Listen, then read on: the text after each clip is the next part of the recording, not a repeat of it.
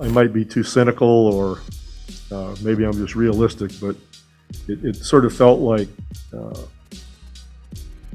a lot of politicians acquiesced to Juneteenth, and then basically either blatantly or between the lines said, now shut up.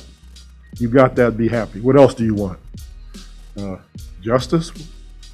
Equality? Here is San Antonio Spurs head coach Gregg Popovich simply telling it like it is, as he is accustomed to doing. A recognition that we have a systemic system that keeps black and brown people in the background and underneath and less than. It was that kind of an attitude, like that really is depressing and angering both at the same time. After criticizing phony politicians, he lays into them further. You still see it today with the voting rights. We have two senators that seem to not be able to understand the gravity of this situation.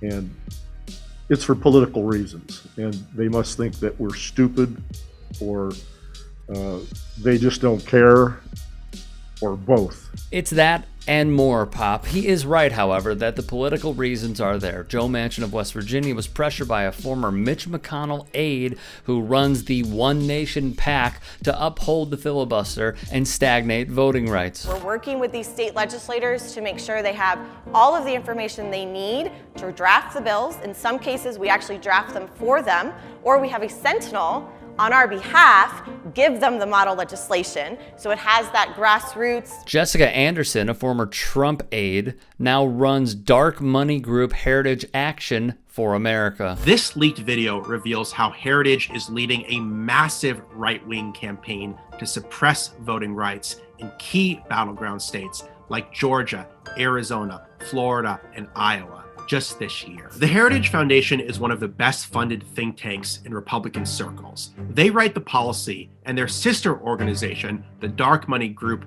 Heritage Action, makes it happen. Ari Berman wrote for Mother Jones. The group organized a rally in West Virginia to urge centrist Democrat Senator Joe Manchin to oppose the bill and stand up for West Virginia values, according to an invitation obtained by Documented, even as it bussed in conservative activists from states hundreds of miles away. For Arizona Senator Kyrsten Sinema, opposing changes to the filibuster, standing in the way of passing legislation, shrinking President Joe Biden's climate plan, well, it's paid off. Mother Jones reported in October of 2021, Sinema's FEC report showed she raised $1.1 million. The list included massive names that bankrolled Republican politicians, including this guy, Jimmy Haslam, the owner of the National Football League's Cleveland Browns. In January, CNBC reported Sinema netted over $1.5 million from many Trump donors in the 2016 election. Speaking of Trump supporters, Fox Corporation also gave big to Manchin.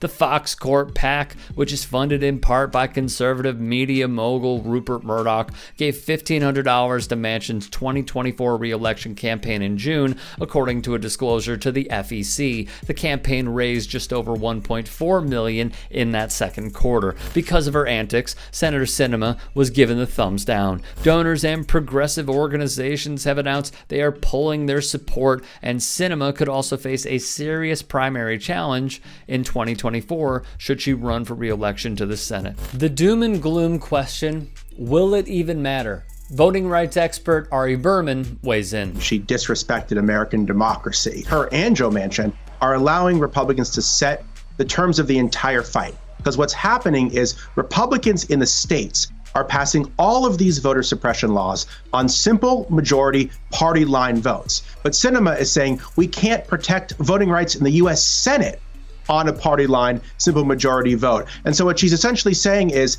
it's too partisan and divisive to stop laws whose entire purpose are to be partisan and divisive. So basically, Republicans are plotting the next coup. They're doing everything they can to take over election operations in every key swing state. And Sinema and Manchin are basically saying, we're not going to do anything to stop it. Manchin and Sinema's naive intransigence on the filibuster is now helping the Republican Party to usher in a new era of nationwide voter suppression and election subversion that will end meaningful representative government as we know it. The senators insist on delivering bromides to cooperation and bipartisanship and baselessly claim that the Republican Party, radicalized against democracy and increasingly centering its politics around interpersonal cruelty, can be persuaded to support voting rights if only the Dems were kinder, more patient, and less willing to use the power that the voters gave them. Listening to them try to justify themselves, Manchin and Sinema sound bizarrely detached from reality,